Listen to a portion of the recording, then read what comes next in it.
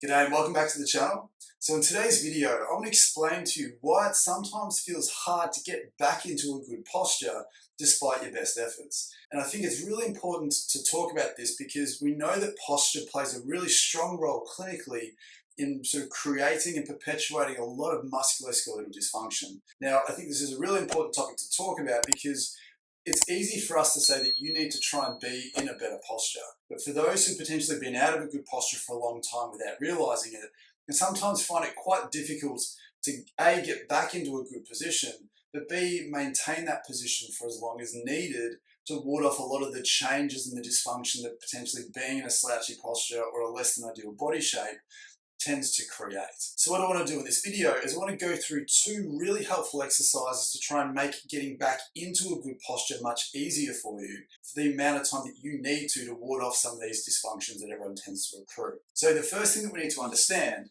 is that often when we lose a good posture, and this doesn't necessarily have to relate to standing or sitting, it can be anything at all. So what's really important to understand is when you're up nice and tall and you feel like your shoulders are comfortably back, all the tissue in your neck, in your shoulders, in your upper back specifically is loaded in a way that it's designed to handle over time. But traditionally, as soon as we say jump on a computer and we find that our shoulders start to drop and roll forwards a lot more, it really drags everything out of a good position from your lower back all the way up to your head and neck, just to hang off that shape and be held here for a long time. Now, the reason why we do this is because this is a passive position. It doesn't take as much energy to be in this position where you are hanging off the passive tension, the passive stretch of your bones, your ligaments, your soft tissue, your muscles, all of those sorts of things. And the reason why this becomes a problem over time is depending on where the hinges go in your neck, where the hinges go in your upper back or your lower back. So for me, you might find this is a very sort of strong hinge point here. Basically, a lot of the tension is focused more on those areas. And because our bodies and our tissue are adaptive by nature, it tries to adapt to both the good and the bad things that we do with our best interest in mind at all times. So if we're starting to accrue some stiffness and tightness here, for example, when we're looking at the shoulders, as soon as those shoulders drop and roll forwards, if we are doing something like just sitting down, relaxing, or being at a computer, the weight of our arms against gravity are constantly pulling on some part of our tissue. So the arm itself pulls on the back of the shoulder, which is why we tend to see a lot of posterior shoulder tightness through the capsule, but also the soft tissues. But it's also why the entire shoulder anchors into your neck and upper back.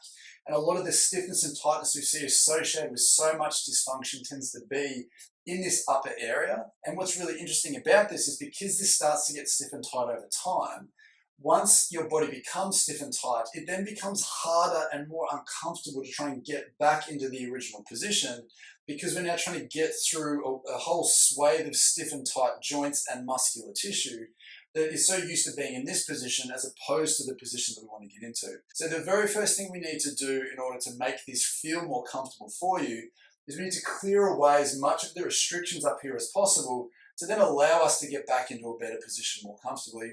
And then again, because we're not fighting against that restricted tissue to get back there, it doesn't cost as much energy to be here because we're not trying to go back through a resistance and stay through that resistance for the entire time that we're trying to do that. So what I would suggest everyone do first is if you can, generally sitting, try this sitting first, is just try and sit up nice and tall and pull your shoulders comfortably back.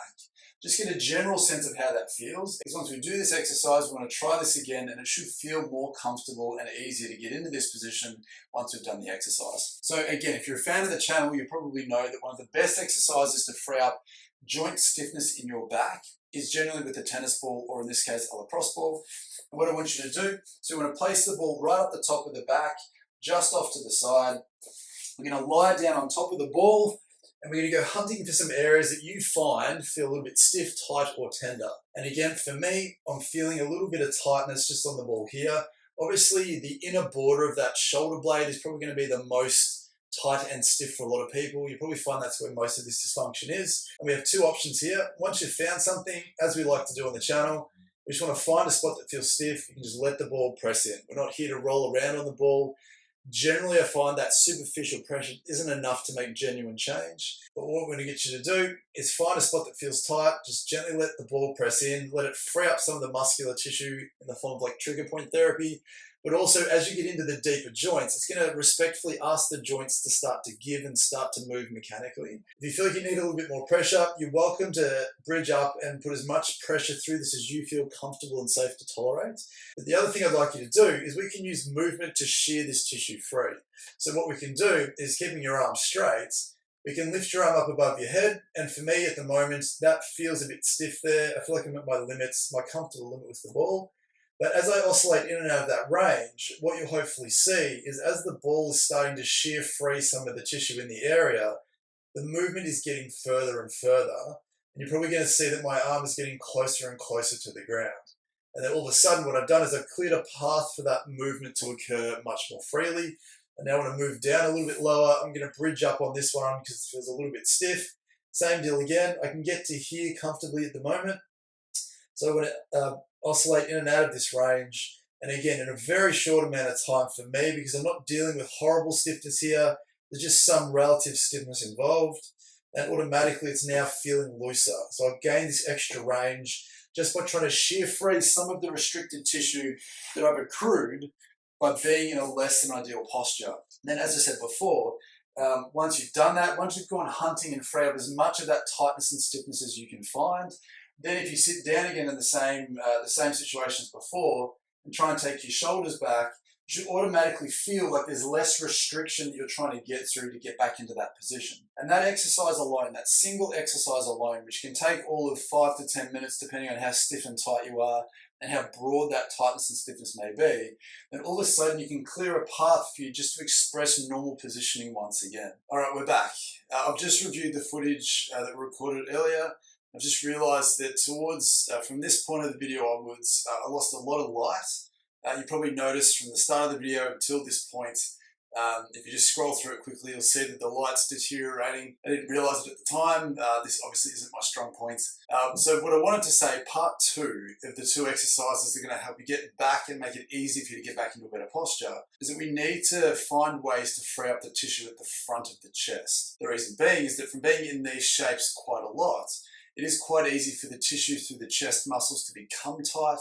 And with the theme of this video being that when you're trying to get back into a good posture, take those shoulders back into a better position, if you're quite tight at the front, it just makes it harder to pull back through that handbrake. So again, the more time you're trying to spend back here, if you consistently got this handbrake at the front, it's going to take more energy to hold you there, and it's not going to feel as comfortable as it should compared to when it wouldn't be tight to the front of that chest. So the second part of this video is just trying to show you a very fast-acting and highly effective way to stretch out your chest muscles to make it easier to pull your shoulders back and hold yourself in a better position. Now, the best way to do this is to find a post or a pole, somewhere that you can sort of have your arm up in this position and stretch from there. So whether it's a post, whether it's a door frame, doesn't matter what it is.